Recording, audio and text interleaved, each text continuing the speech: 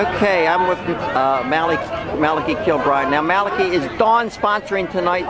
Yeah, this is a Dawn-initiated, Dawn-organized event that has been widely supported by many peace and social justice groups concerned with the Middle East.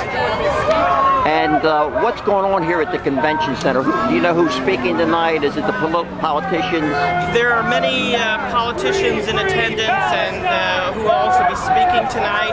This is a part of a several-day event with AIPAC.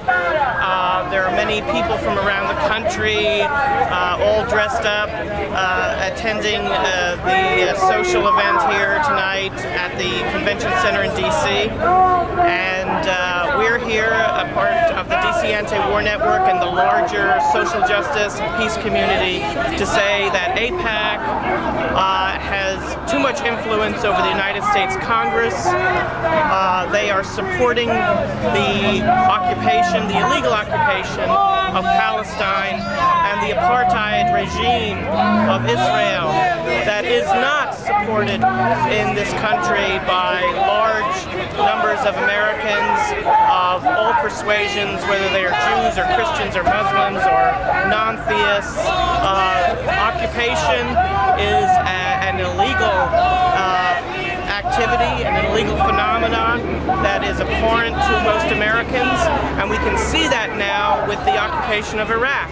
Most Americans are opposed to the occupation of Iraq, and they know that the war was a fraud, and they know and they can make the connections between the fraud of the Israeli regime over the Palestinian people that is illegal. The United Nations says it's illegal, and just as the United Nations and Kofi Annan has said, the Iraq war is illegal.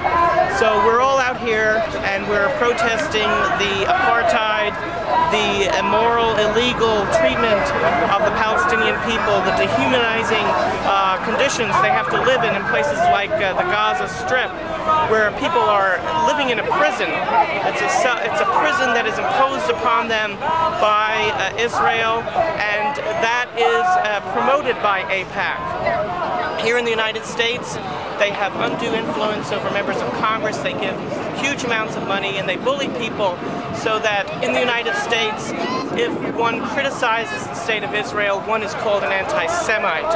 And my hope is that our protest here, that is pretty broad-based here in the Washington, D.C. area, is a part of a larger movement to say we are going to speak out against Israel, and we are not anti-Semitic. We are lovers of all religions and all people, but we will not support occupation, we will not support illegal wars, and we will not support the dehumanizing treatment that is inflicted on people like the Palestinians in Israel and Palestine. Now, Malachy, do you think that President Jimmy Carter, ex-President Jimmy Carter, his book on apartheid Palestine, do you think that's helping raise the consciousness of the people too? I think that Jimmy Carter's book has been a great sea change in the conversation in this country. Jimmy Carter is an establishment figure, a consummate establishment figure, and he has now spoken out, and he has gotten the ball rolling so that people can speak out and criticize and question the United States government's policies with regard to Israel. We can do this. There are people who are calling Jimmy Carter an anti-Semite, but it's very hard to do that, especially at this point. He has so much, as they say, gravitas. And so I think that will allow many other people, especially within the ruling elite in this country, to say, hey, you know what? We need to step back and look at the amount of money we're giving to Israel, the military funding, but also the social funding of a country that has socialized medicine when we don't have it in our own country. And we have so many social needs, vital human needs need to be met in the United States, and they are being addressed in Israel, but not in the United States. And so we need to look at that. We need to look at the occupation. We need to look at how the Native people in the Middle East are living, just as we need to look at how the Native people in the United States are living. We need to make the connections. Okay, thanks so much. All right, Dave. You're here with Dawn tonight. Yeah. And what's the purpose here? The purpose is to protest AIPAC because so many people believe that AIPAC has disproportionate and inappropriate power over the U.S. government. They're able to, if you look at the list of donations that they make to U.S. politicians every year, it's like they're buying the American democracy. And we also just believe that support of Israel is against America's best interest. It actually increases anti-Semitism, is a major motivator of terrorism, and it just accomplishes the opposite of everything that they say it is for. So, and the crux of the matter is AIPAC and the Israeli lobbies, which just have so much influence over the U.S. government and push the U.S. government to give unconditional support for Israel. Now, Dave, not too long ago, there was that study by the Harvard professors. Yes. Now, do you think that's made a difference? Mearsheimer and Walt. Right. That was an excellent study. And there's more and more things like that.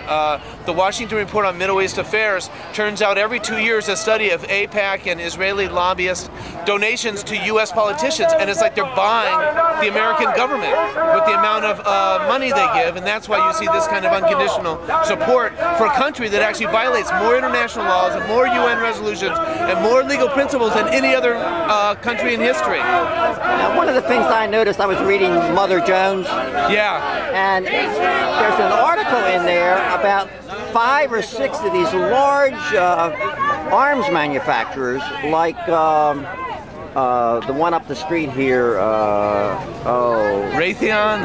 Raytheon. There's a bunch of them. Yeah. A bunch of them, Lockheed. Yeah. And the deal is, when Israel gets that money, they've got to buy their military from these guys. That's exactly right. I think at one point they were actually required to spend a certain percentage on U.S. arms, so that money came back to American pockets.